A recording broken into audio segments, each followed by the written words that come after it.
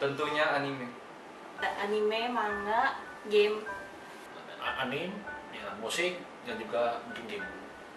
Manga, anime, game. Titik. Pertama kali gue suka anime, manga, dan game.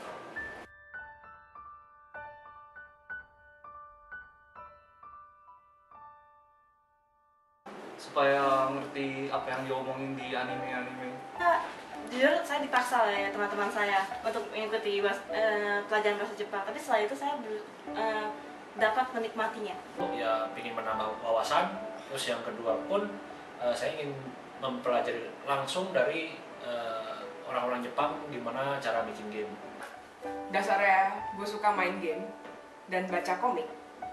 Terus waktu kalau misalnya gamenya tulisannya bahasa Jepang semua nggak bisa baca, jadi gue mulai belajar Jepang. Karena gue suka anime, manga, dan game, supaya bisa ngerti gue mesti belajar bahasa Jepang.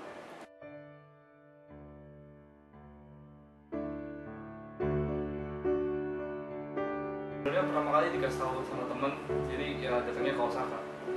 Ketika SMA, Inoue Sensei pernah datang ke sekolah saya dan memperkenalkan sekolah EPK ini. Satu mungkin ya nggak tahan dingin. Yang kedua ya dikenalin sama guru dari Indonesia itu Osaka lebih baik. Dikenalin sama guru les bahasa Jepang di Jakarta untuk sekolah di OPK ini. Soalnya di Tokyo itu biaya hidupnya lebih tinggi.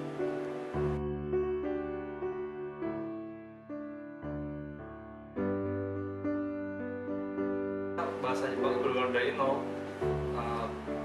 Sekarang ya udah bisa nonton anime yang benar-benar raw gitu. Pas lagi sebelum datang ke sini, saya sudah mendapatkan N3 dan sekarang saya sudah mendapatkan N1. Ya mungkin juga level Nihongo Shikengnya N5. Untuk sekarang sih udah jauh banget lebih baik. Saya udah mengerti orang Jepang sendiri ngomong bahasa Jepang maupun saya membalas pembicara mereka. Waktu masih di Jakarta baru pernah ikut JLPT N5 sekali. Itu pun hasilnya nggak diambil jadi nggak tahu. Sekarang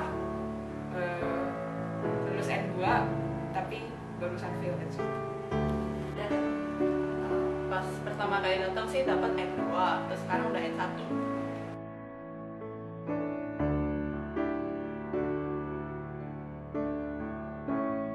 Mungkin satu bulan lah mungkin.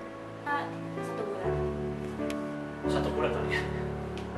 Ntar 2-3 hari udah bisa on track ikutan belajar. Kira-kira 2 minggu deh.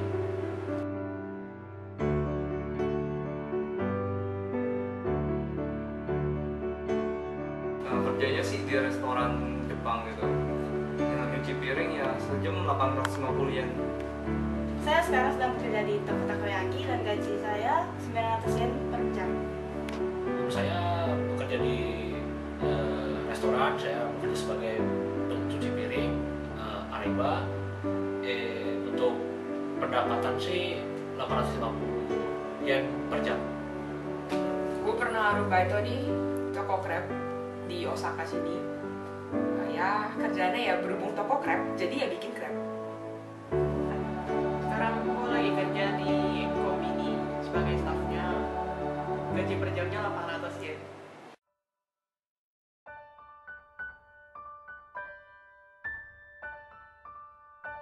Ya nonton anime sama mungkin baca novel.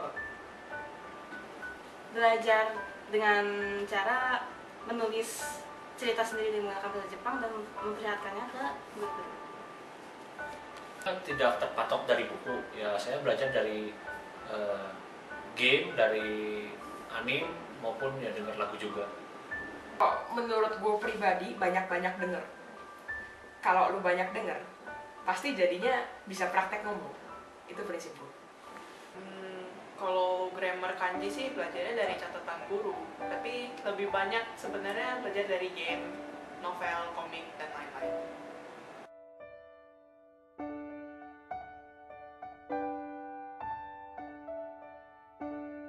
Di Osaka Communication Art belajar 3D animation.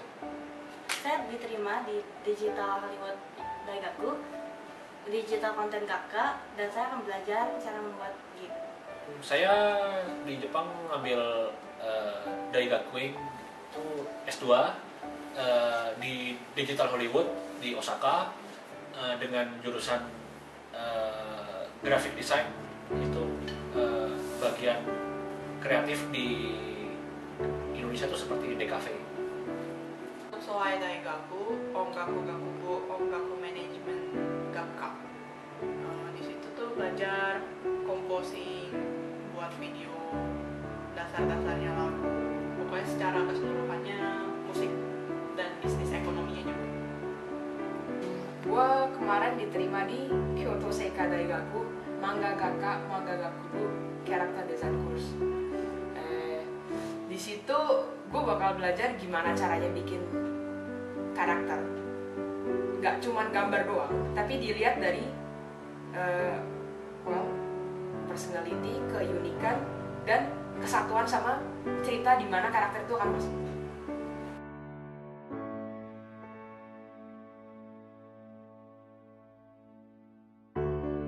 Pertama kali juga tahunya dari teman.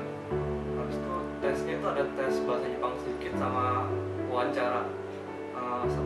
Selama persiapannya saya bantuin kita latihan wawancara dan ngurus-ngurus dokumen yang lain-lain. Pertama kali saya mengenal Digital Hollywood Daigakuin itu dari Inoue Sensei sama dari senpai saya, dan cara prosesnya sih kebanyakan Daigakuin itu memberikan tesis, kemudian mensetsu, dan kalau misalnya research tesis yang diterima ya masuk ke universitas itu. Saya pertama kali tahu Digital Hollywood Daigaku ini dari Inoue Sensei, dan ujiannya itu ada ujian seleksi dokumen dan wawancara. Jujur aja gue nggak pernah mikir mau masuk Kyoto Seika Daigaku itu dari Jakarta. Gue pertama tahu dari Jaso. Terus karena tertarik diskusi ke Inoue Sensei, habis itu ngurusin dokumen segala macamnya, terus latihan interview karena memang ada interview tesnya. Terus pas tes itu ya karena karakter desain jadi bikin karakter. Pertama gue tahu Soai Daigaku dari Inoue Sensei dikenalin. Yang itu udah diskusi sama dia, terus tentuin satu hari gue kayak gak mau sana. Nah itu karena gue bukan ambil jalurnya Ryugak sih, ambil jalurnya Ipan. Jadinya nggak perlu Eiju, TOEFL atau Nihongo no Shiken tidak hasil disamain sama orang Jepang. Jadi cuma ujian doang, mindset sudah nggak ada.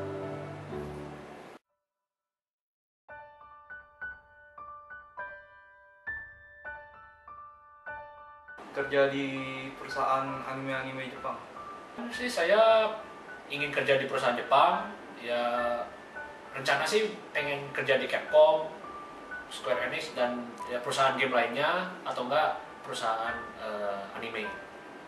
Saya ingin bekerja di perusahaan game di Jepang.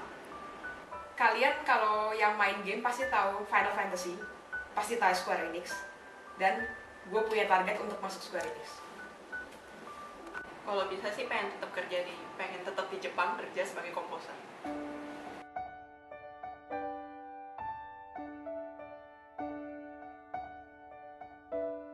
Di Osaka juga ada yang seperti Akihabara, namanya Denden Town. Osaka itu menarik, kebudayaannya pun oke. Kemudian untuk belajar sih yang pasti niat, jangan menyerah. Kemudian ya pokoknya keep moving forward lah. Hal yang penting dalam belajar bahasa Jepang adalah untuk menikmati pelajaran itu sendiri. Mumpung kalian ada kesempatan buat belajar di Jepang, pakai kesempatan itu dengan baik, udah nggak usah mikir, datang aja. Pokoknya datang dulu aja.